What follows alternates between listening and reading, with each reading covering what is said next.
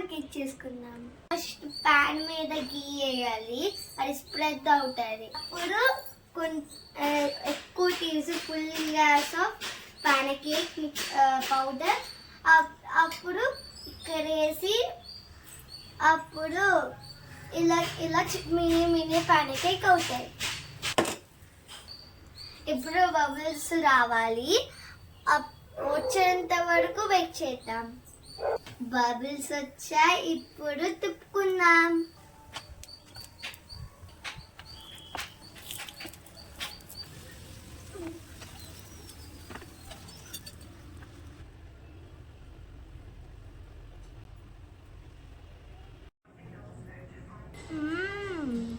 బాగుందా?